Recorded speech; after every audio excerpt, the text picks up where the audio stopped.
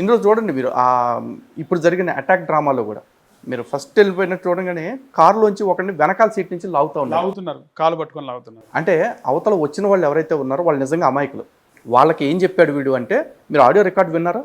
బయటకు వచ్చిన ఆడియో రికార్డులో వాళ్ళకి ఏం చెప్తున్నాడు, మీరు తుప్పల దగ్గరికి రండి, అక్కడికి వచ్చిన తర్వాత ఎర్రమట్టితో చదువు చేసిన ప్రాంతం ఉంటుంది, అక్కడికి వచ్చిన తర్వాత మీరు ఏం చేయాలి, నేను 2 నిమిషాలు ట్రైనింగ్ ఇస్తాను మీకు, దాన్ని బట్టి మీరు చేయాల్సింది చేసేస్తే కంటెంట్ చేసేసుకుని మనం వెళ్ళిపోదాం అన్నారు.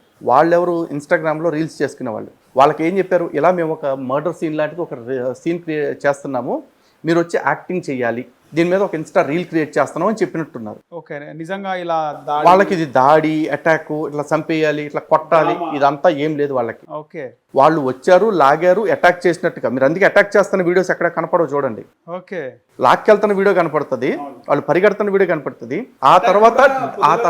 ఆ తర్వాత తుప్పల్లోకి వెళ్ళిపోయిన తర్వాత ఆ ఒంటి మీద బ్లడ్ కనపడుతుంది, గాయాలు కనపడవు. మీకు కొడుతున్నట్టు పైనుంచి కూర్చున్నట్టే కనపడదు, కొడుతున్నట్టు కనపడలేదు. చూసుకోండి, దూరం నుంచి లాంగ్ షాట్ తీశారు.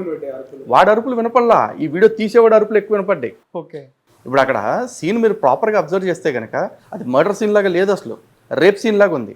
అభినయ్ దర్శన్ గారిని అంటే డౌటు. ఎందుకంటే మర్డర్ సీన్ అంటే ఎట్లా ఉండాలి, వాడిని చంపాలి అనుకున్నప్పుడు ఎక్కడ పొడుస్తారు, ఎక్కడెక్కడ కొడతారు, అప్పర్ బాడీలో ఇక్కడి నుంచి కదా.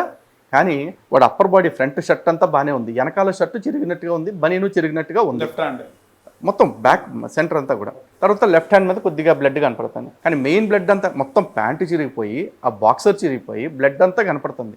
ఏం జరిగింది మరి? అనుమానాలు ఎట్టిపోతున్నాయి.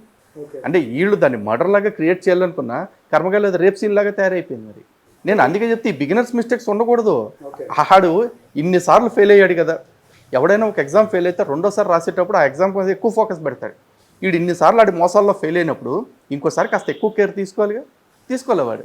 ఎందుకంటే వాడికి సమాజం మీద అంత నమ్మకం ఉంది, మనం అన్నీ చేసినా సరే భరిస్తారు, మూసుకుని నమ్ముతారు అని చెప్పేసి.